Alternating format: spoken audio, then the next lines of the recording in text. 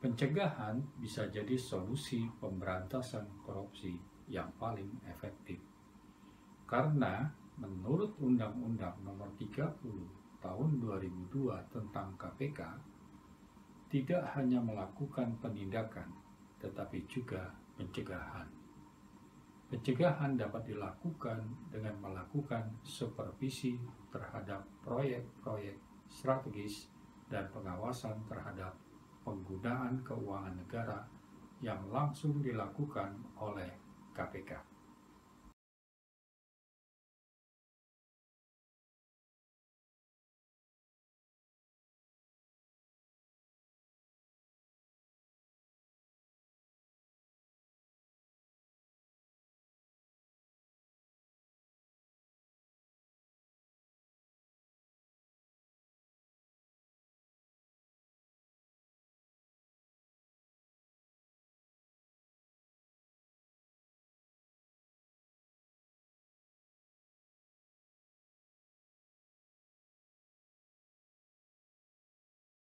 Banyak sekali hambatan dalam pemberantasan korupsi, terlebih bila korupsi sudah secara sistemik mengakar dalam segala aspek kehidupan masyarakat di sebuah negara.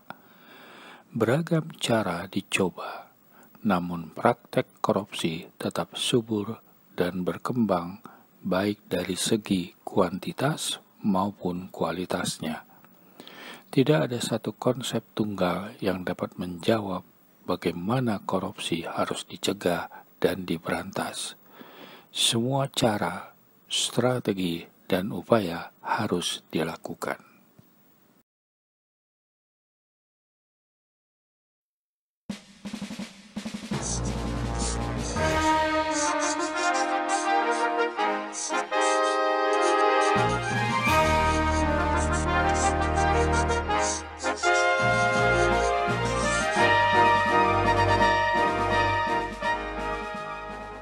Hati nurani adalah anugerah dari Tuhan yang Maha Pencipta, yang berada di kedalaman setiap manusia. Sebagai kompas kebenaran, hati nurani selalu mengarahkan manusia pada jalan yang benar dan mulia. Karena keyakinan itulah, bangsa Indonesia berjuang mati-matian melawan penjajah untuk merebut kembali haknya atas karunia Tuhan yang tak ternilai berupa tanah air Indonesia. Pembukaan Undang-Undang Dasar 1945 telah menegaskan bahwa siapapun yang mendapat mandat sebagai pemimpin untuk mengelola negeri ini harus mampu melindungi segenap warga negara dan seluruh tumpah darah Indonesia, memajukan kesejahteraan umum, dan mencerdaskan kehidupan bangsanya.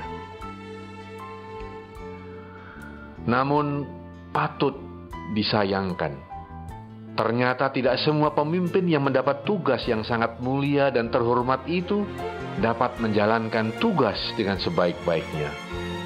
Di antara pemimpin bangsa, banyak yang lupa bahwa mereka dipilih rakyat, maka seharusnya mengabdi kepada rakyat. Mereka diberi mandat oleh rakyat, seharusnya bekerja untuk rakyat. Mereka mewakili hak politik rakyat, seharusnya mereka membela kepentingan rakyat. Begitu banyak yang mengingkari sumpah janjinya kepada rakyat. Di antara mereka telah berkhianat terhadap konstitusi dan rakyat. Mereka sudah lupa diri, tidak lagi mengabdi, tetapi menikmati, bahkan mengeksploitasi jabatannya itu tanpa malu-malu lagi. Kemudian tentu rakyat bertanya, apakah mereka itu sudah tak lagi punya hati nurani? Kemana janji-janji manis yang pernah diikrarkannya? Maka para pemimpin pun tak lagi peduli, karena hukum sudah bisa dibeli dan disiasati. Tumbuhlah budaya baru di tengah penderitaan rakyat, yaitu budaya mencuri, kolosi, dan korupsi yang dikembangkan oleh orang-orang yang sudah kehilangan hati nurani. Lalu bagaimana? Apa yang harus kita lakukan Apa kita biarkan manusia Indonesia yang telah kehilangan kompas kebenaran itu akan terus merajalela menyebarkan wabah penyakit yang membekukan hati? Apakah kita dapat hidup tenang tatkala setiap hari dipaksa melihat perilaku dari orang-orang yang telah kehilangan kompas kebenaran? Apakah kita juga rela menyaksikan sebuah bangsa yang besar akhirnya terpuruk karena pemimpinnya mengingkari dalil-dalil kebenaran? Harus ada upaya untuk menghentikan itu semua. Kita harus mampu mengalahkan wabah yang menggerogoti akhlak dan moral bangsa kita. Tidak ada cara lain kecuali menghadirkan kembali hati nurani menjadi milik bangsa Indonesia melalui suatu gerakan yang sangat kuat dan masif. Gerakan seperti ini harus segera dilakukan dan tidak mungkin ditunda-tunda lagi. Oleh sebab itu, atas petunjuk dan berkat rahmat Tuhan yang Maha Kuasa, serta didorong oleh keinginan luhur, maka kami mendirikan Partai Hati Nurani Rakyat dengan singkatan HANURA. Partai ini secara konsisten akan terus memperjuangkan kembalinya hati nurani ke dalam dada sanubari seluruh bangsa Indonesia, terutama para pemimpinnya. Sebagai partai politik, Partai Hati Nurani Rakyat yang berasaskan Pancasila akan tetap mempertahankan NKRI, Bhinneka Tunggal Ika, Undang-Undang Dasar 1945. Dalam perjuangannya, Partai Hati Nurani Rakyat selalu mengedepankan kesadaran ilahiyah sebagai sumber perjuangan. Dengan demikian, tanpa ragu dan penuh keyakinan, Partai Hati Nurani Rakyat menempatkan hati nurani sebagai basis perjuangan partai. Dengan demikian, wajib hukumnya bagi seluruh pengurus, anggota, dan simpatisan partai untuk menjadi agen-agen perjuangan yang mengembalikan atau menyebarluaskan hati nurani dalam kehidupan bangsa Indonesia. Untuk mensukseskan misi tersebut, tahapan yang harus dilalui adalah, pertama, harus mengerti tentang hati nurani. Artinya mengakui bahwa hati nurani adalah anugerah yang tak ternilai dari Tuhan yang Maha Esa kepada setiap manusia. Ia memang tidak mewujud secara fisik, tidak teraba, tidak nampak, namun keberadaannya dapat dirasakan di kedalaman hati manusia. Ia adalah sumber kebenaran, kebaikan, dan kemuliaan. Setiap manusia apabila menggunakan hati nuraninya, pasti akan memiliki akhlak yang mulia dan perilaku yang terpuji, serta memberikan manfaat bagi orang banyak. Yang kedua, memahami dan meyakini hati nurani. Berarti di kedalaman hatinya telah yakin bahwa hati nurani adalah sumber kejujuran, kebenaran, dan kebaikan. Misalnya pada saat kita minta seseorang untuk bicara jujur, mengatakan apa adanya, maka akan terlontar kalimat, gunakan hati nuranimu. Sebaliknya, apabila kita menyaksikan seseorang bertindak kejam, sadis, dan memperlakukan orang lain tidak pada tempatnya, maka kita akan berkata, orang itu benar-benar tidak punya hati nurani. Seorang ibu melepas anaknya, dan dia ingin anaknya selamat di jalan, maka kalimat yang terlontar adalah, hati-hati nak di jalan. Dengan contoh-contoh tadi menyadarkan kita bahwa sejatinya di setiap manusia dalam kesadaran maupun bawah sadarnya sudah ada pengakuan tentang kekuatan dan kemuliaan hati nurani. Tahap ketiga, baru kita mempraktekkan kekuatan hati nurani dalam kehidupan pribadi kita masing-masing. Dalam hal ini biasanya otak kita cenderung melakukan kalkulasi, perhitungan berdasarkan untung rugi. Sedangkan hati nurani sebagai penjaga akhlak dan moral akan selalu mempertimbangkan baik buruk dan berlanjut dengan vonis salah atau benar terhadap keputusan otak tersebut. Dan yang terakhir, kita mengajak mempengaruhi masyarakat lingkungannya untuk selalu menghadirkan hati nurani sebagai nakhoda dalam kehidupannya. Berarti setelah pribadi mendapatkan kenikmatan dan kebahagiaan dengan selalu menggunakan hati nurani sebagai nakhoda dalam kehidupannya, maka sekarang gilirannya untuk menyebarluaskan kebenaran itu kepada masyarakat lingkungannya, baik dengan keteladanan atau melalui cara-cara lain yang sesuai dengan kondisi dan budaya setempat. Pada akhirnya, apabila hati nurani telah kembali hadir dalam kehidupan kita sebagai bangsa, niscaya bangsa Indonesia akan dapat hidup rukun, damai, bersatu, dan terus maju, sehingga dapat menikmati kesejahteraan dan kebahagiaan lahir batin secara merata. Semoga Tuhan yang Maha Kuasa memberkati perjuangan kita yang mulia ini. Amin.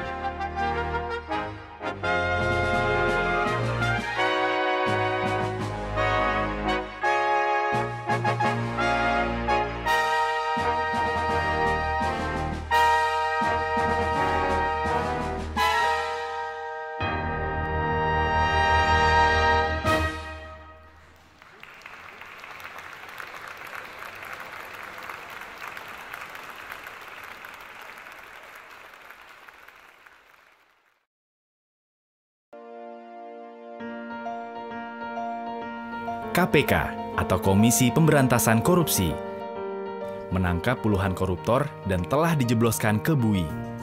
Mereka rata-rata bukan orang sembarangan. Ada gubernur, anggota DPR, bupati, bahkan menteri.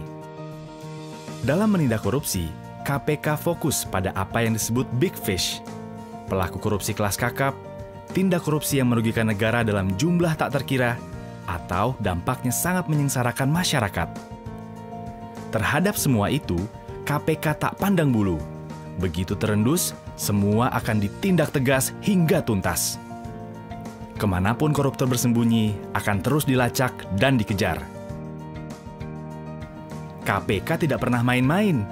Buktinya, hingga kini setiap tersangka yang ditangani KPK selalu diputus bersalah di pengadilan. Selain untuk mengembalikan sebanyak mungkin duit negara yang sudah dikemplang, itu semua dilakukan untuk menimbulkan efek jera. Biar semua orang berpikir 1000 kali jika mau korupsi. Memang tak boleh ada kata setengah hati dalam memberantas korupsi. Harus agresif, serius, dan tanpa kompromi. Alasannya karena korupsi sudah sedemikian parah merusaknya. Dan kita semua adalah korban korupsi. Tengok saja kanan kirimu. Masih banyak anak putus sekolah akibat tingginya biaya pendidikan. Masih berderet pula orang sakit yang harus mengelus dada tak mampu berobat karena mahalnya biaya kesehatan. Anak-anak dengan perut membusung karena malnutrisi, itu akibat korupsi. Ya, korupsi diyakini punya andil besar memperdalam jurang kesengsaraan rakyat. Di sektor sumber daya alam, kong kali kong pengusaha hitam dan pejabat korup makin memiskinkan bangsa ini. Kekayaan alam tergerus habis, meninggalkan kerusakan yang akhirnya harus ditanggung masyarakat. Sektor pangan tak luput dari jarahan para koruptor, membuat ketahanan pangan di negeri yang subur ini melemah. Petani tak berkutik karena tanah pertanian mereka dialihfungsikan menjadi perkebunan atau bahkan perumahan mewah. Sebenarnya usaha memberantas korupsi bukan barang baru. Tapi, sayangnya, badan-badan yang dibentuk silih berganti selalu gagal di tengah jalan. Waktu Orde Lama, pemerintah sudah pernah bikin lembaga anti korupsi juga loh. Nama lembaganya pun canggih, yaitu Panitia Retooling Aparatur Negara dan Komando Tertinggi Retooling Aparat Revolusi. Di zaman Orde Baru, ada tim pemberantasan korupsi, Komisi 4 yang dipimpin Bung Hatta, tokoh proklamator yang dikenal jujur dan berintegritas tinggi, dan juga operasi penertiban atau OPSTIP. Semua lembaga itu tak berumur panjang. Ada saja hambatan yang membuat badan-badan itu akhirnya KO di tengah jalan. Pemberantasan korupsi yang dilakukan dengan cara konvensional ternyata nggak ampuh dan mengalami banyak hambatan. Dari situ, dirasakan perlu metode penegakan hukum yang luar biasa lewat pembentukan lembaga khusus dengan kewenangan luas, independen, bebas dari kekuasaan manapun. Dari sinilah KPK lahir dengan mandat khusus untuk melakukan pemberantasan korupsi. Dengan sejumlah kewenangan yang dimiliki, KPK diamanatkan untuk menuntaskan 5 tugas besar yaitu melakukan koordinasi, supervisi, monitor, penindakan, dan pencegahan. Satu hal yang ditekankan pada pendirian KPK adalah KPK didesain untuk menjadi pemicu dan pemberdayaan dari institusi pemberantasan korupsi yang telah ada. Istilah kerennya, trigger mechanism. Korupsi tidak bisa dibasmi cuma dengan menangkapi para koruptor. Oleh sebab itu, KPK juga menggarap serius usaha-usaha untuk mencegah korupsi selain upaya penindakan. Bekerja sama dengan banyak institusi, KPK coba mendorong tertutupnya segala lubang kesempatan korupsi. Sudah banyak sekali sistem administrasi dan layanan publik yang dikaji oleh KPK untuk diperbaiki saat ditemukan kelemahan. Jika sistemnya sudah baik, maka dipercaya akan semakin sulitlah celah orang untuk berbuat korup. Kesempatan korupsi juga ditutup melalui transparansi para pejabat negara. Di antaranya dengan kewajiban pelaporan kekayaan milik pejabat dan pelaporan hadiah-hadiah yang diterima oleh pejabat atau yang terkenal dengan istilah gratifikasi. Sehingga korupsi bisa dideteksi dan dicegah sejak awal. Cara lainnya adalah dengan mengikis niat untuk korupsi. KPK mulai coba menanamkan karakter-karakter anti korupsi sejak usia dini. Hingga nantinya diharapkan akan terbangun generasi yang bebas dari korupsi. Upaya pencegahan korupsi adalah sebuah pekerjaan besar, karena harus dilakukan secara konsisten, terus-menerus, dan butuh waktu lama. Namun, ini adalah investasi masa depan untuk mewujudkan Indonesia yang lebih baik. KPK nggak bisa sendirian membuat Indonesia jadi bersih. Perlu usaha bersama demi membentuk bangsa yang punya karakter kuat dan bersih. Sudah terlalu lama negeri kita terpuruk karena korupsi. Selama ini, rakyat Indonesia cuma bisa iri dengan kemajuan dan kesejahteraan negara lain. Kita tahu, Indonesia yang maju dan sejahtera cuma bisa diwujudkan kalau pemerintahan dan birokrasi bersih serta melayani.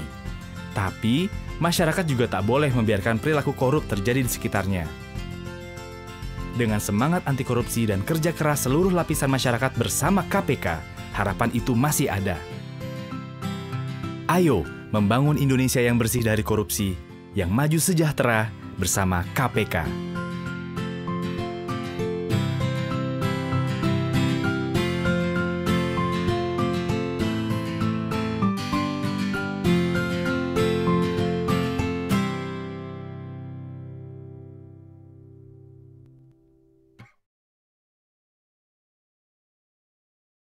Beberapa strategi pemberantasan korupsi yaitu pembentukan lembaga anti korupsi, pencegahan korupsi di sektor publik, pencegahan sosial dan pemberdayaan masyarakat, pengembangan dan pembuatan instrumen hukum, pemantauan dan evaluasi, kerjasama internasional. Membentuk lembaga independen yang khusus menangani korupsi, contoh di Hong Kong itu bernama Independent Commission Against Corruption. Di Malaysia, The Anti-Corruption Agency, dan di Indonesia bernama KPK. Pencegahan korupsi di sektor publik dilakukan dengan mewajibkan pejabat publik melaporkan dan mengumumkan jumlah kekayaan yang dimiliki baik sebelum dan sesudah menjabat. Lelang pengadaan barang pada pemerintah pusat, daerah maupun militer. Pencegahan sosial dan pemberdayaan masyarakat dapat dilakukan dengan memberi hak kepada masyarakat untuk mendapatkan akses terhadap informasi di mana masyarakat termasuk media diberikan hak meminta segala informasi sehubungan dengan kebijakan pemerintah yang berkaitan dengan hajat hidup orang banyak. Pengembangan dan pembuatan berbagai instrumen hukum yang mendukung pencegahan dan pemberantasan korupsi seperti Undang-Undang Tindak Pidana Pencucian Uang, Undang-Undang Perlindungan Saksi dan Korban, dan undang-undang yang mengatur pers bebas. Perlu pemantauan dan evaluasi terhadap seluruh pekerjaan atau kegiatan pemberantasan korupsi agar diketahui capaian yang telah dilakukan. Melalui pemantauan dan evaluasi dapat dilihat strategi atau program yang sukses dan gagal. Upaya lain yang dapat dilakukan dalam memberantas korupsi adalah melakukan kerjasama internasional, baik dengan negara lain maupun dengan internasional. Sebagai contoh, di tingkat internasional adalah Transparency International, membuat program National Integrity System, dan World Bank membuat program A Framework for Integrity.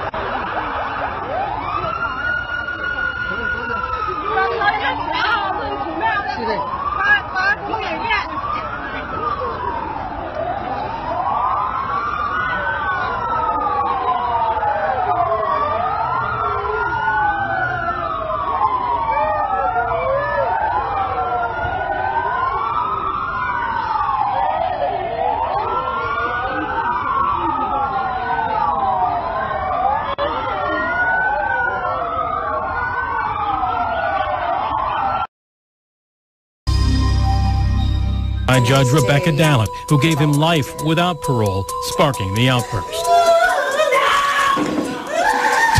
Saat ini, hukuman mati yang dijatuhkan pengadilan adalah sebagai bentuk hukuman terberat yang bisa dijatuhkan kepada seseorang atas kejahatannya. Sejak beberapa tahun lalu, Perserikatan Bangsa-Bangsa telah menyerukan penghapusan hukuman mati di seluruh dunia. Namun dalam kenyataannya, masih ada beberapa negara yang masih menerapkan vonis mengerikan ini. Contohnya Tiongkok, India, Amerika Serikat, dan Indonesia. Dan meskipun hukuman mati telah sering dilakukan, masih ada kejadian naas yang bisa menimpa si terpidana mati itu. Pemirsa, inilah 7 insiden memilukan saat hukuman mati versi On The Spot.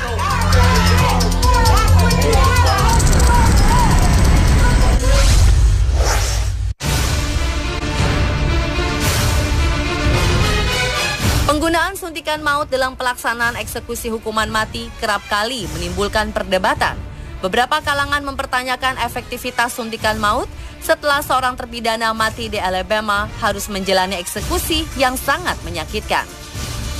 Ronald Allen Smith yang menjalani eksekusi mati atas pembunuhan terhadap seorang staf sebuah toko kelontong pada 1994 terlihat sekarat selama 13 menit sebelum dinyatakan meninggal dunia. Secara total, proses eksekusi yang digelar pada akhir 2016 silam ini membutuhkan waktu 34 menit. Tapi seharusnya hukuman dengan suntik mati bisa selesai dalam waktu singkat dan tanpa adanya kesakitan yang dirasakan oleh si terpidana.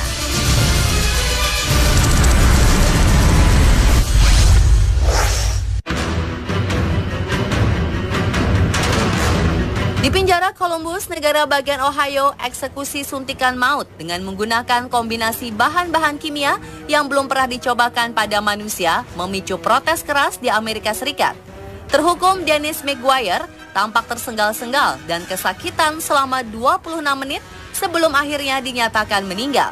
Eksekusi pada tanggal 16 Januari 2014 tersebut adalah eksekusi terlama dalam 53 kali pelaksanaan hukuman mati di Ohio sejak hukuman mati diperbolehkan kembali 15 tahun yang lalu.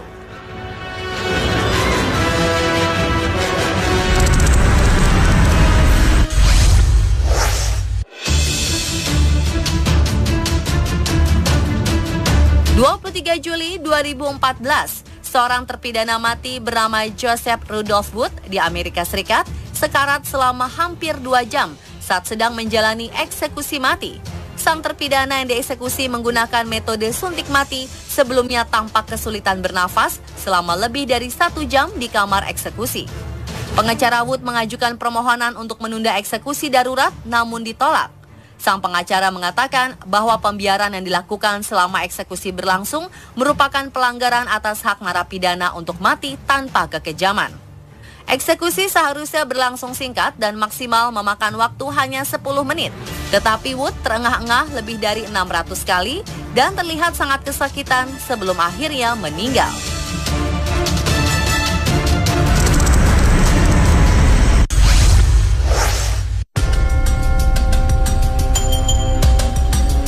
Insiden memilukan selanjutnya terjadi saat pelaksanaan hukuman mati terpidana bernama Charles Frederick Warner.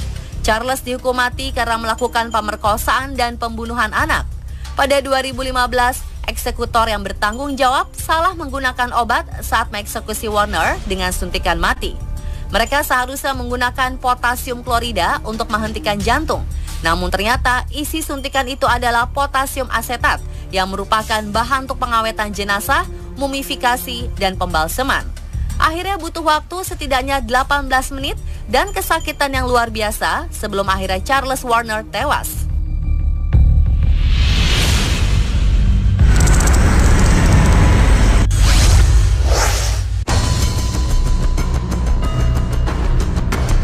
Insiden nyaris serupa juga dialami oleh terpidana mati bernama Clayton Lockett yang sempat meronta-ronta kesakitan selama 43 menit sebelum akhirnya tewas karena serangan jantung.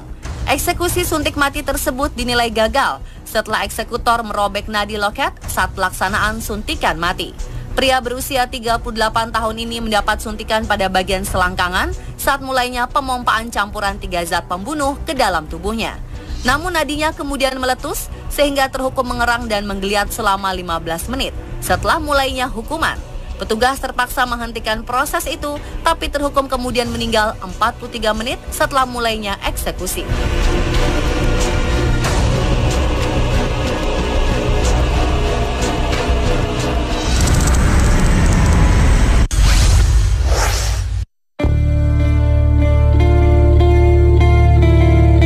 Sampai tahun 1999, kursi listrik menjadi satu-satunya metode eksekusi mati yang sah di negara bagian Florida, Amerika Serikat.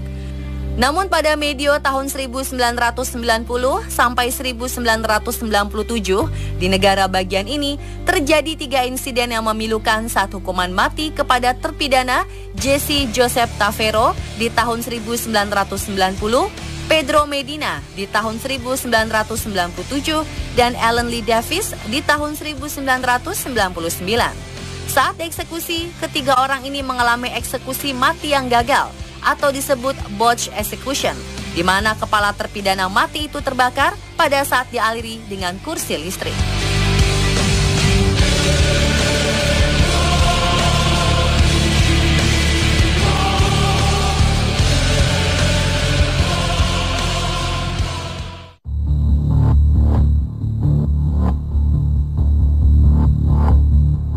Insiden memilukan berikutnya menimpa terpidana mati bernama Willie Francis. Ia dihukum mati karena membunuh Andrew Thomas, ahli farmasi berusia 53 tahun pada 1944. Naas, pada saat eksekusi melalui kursi listrik portable, petugas persiapan Kapten Evie Foster dan ahli listrik Vincent Venezia dalam keadaan mabuk yang mengakibatkan terjadinya kesalahan. Pada saat kursi listrik mulai dinyalakan, Francis hanya terguncang-guncang keras dan merasa sangat kesakitan di kursinya, namun belum juga menemui ajal. Akhirnya petugas menghentikan eksekusi pada 3 Mei 1946 tersebut dan membawa Francis diperiksa oleh dokter saksi. Setelah eksekusi yang gagal, seorang pengacara muda bernama Bertrand de Blanc memutuskan untuk mengambil kasus Francis yang dilihatnya sebagai ketidakadilan. Tapi dalam usahanya, ia dan tim pengacaranya gagal setelah Willie Francis digiring kembali ke kursi listrik pada 9 Mei 1947 untuk dieksekusi yang kedua kalinya.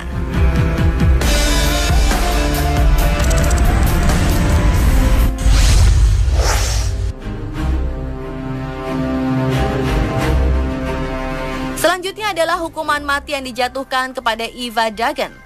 Insiden eksekusi pada tahun 1930-an ini menjadi terkenal karena menjadi satu-satunya wanita yang dihukum gantung di Arizona sekaligus menjadi yang terakhir menjalankannya. Sebelumnya Eva ditangkap, didakwa, dan dijatuhi hukuman mati karena melakukan pembunuhan seorang lansia peternak ayam bernama Andrew J. Mathis. Meskipun Eva bersikeras menyatakan tidak bersalah, ia pasrah menerima hukuman mati dengan cara digantung. Naas, saat dieksekusi, kepalanya terlepas dari badannya, sontak kerumunan itu terhenyak dan syok. Dan karena kejadian itu, kamar gas menggantikan tiang gantungan sebagai cara hukuman mati di Arizona.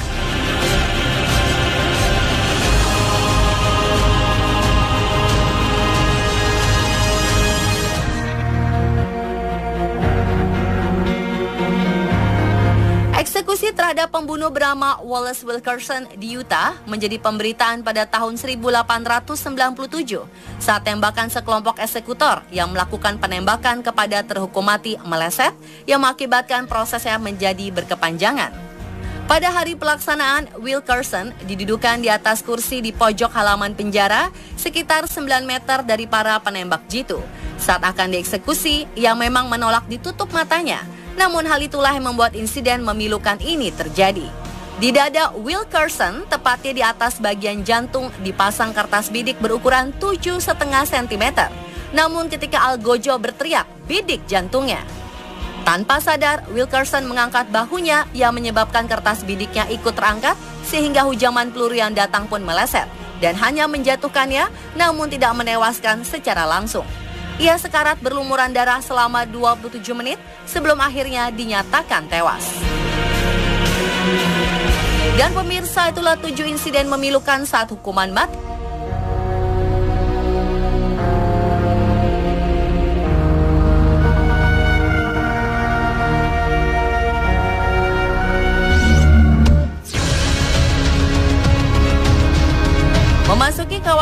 Bukit Gombel, tidak sedikit pengendara yang sering mengalami kejadian aneh. Sosok misterius dikabarkan sering muncul di kawasan Bukit Gombel. Namun benarkah kebangkrutan Hotel Sky Garden tidak lepas dari gangguan makhluk halus yang berada di kawasan ini? Dan benarkah nama Bukit Gombel berasal dari nama makhluk misterius yang sering menculik anak-anak? Temukan jawabannya sesaat lagi.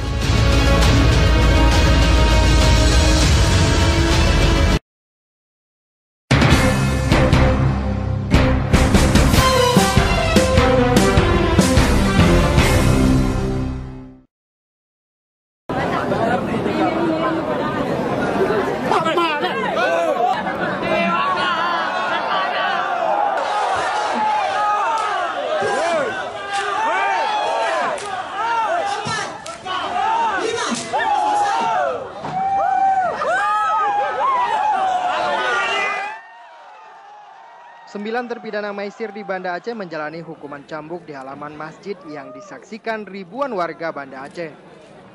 Saat proses eksekusi berlangsung, beberapa terhukum cambuk berontak dan berupaya menyerang Algojo. 8 dari 9 terhukum cambuk menjalani proses eksekusi cambuk di halaman Masjid Besar Pahlawan Trinity Banda Aceh. Saat proses eksekusi berlangsung, 1 terhukum cambuk berupaya menyerang Algojo. Sementara seorang lainnya berupaya berontak dan marah karena difoto dan disoraki warga.